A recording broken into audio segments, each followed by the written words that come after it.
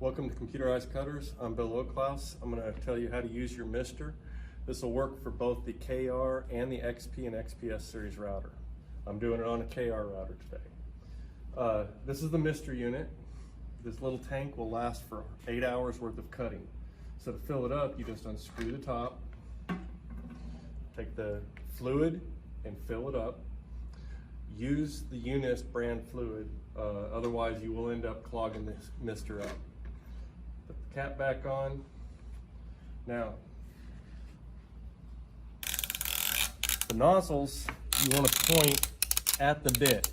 You need to make sure you are above where you're going to be cutting, but you need the end of the nozzle to point at the bit. You do that with both nozzles. And if you want to see exactly where it's going, you can turn the mister on. And you can feel where the air is hitting, so you can make sure it's going where you want it. When you do that, turn the mister off, and it'll automatically turn on when you start cutting. Thank you.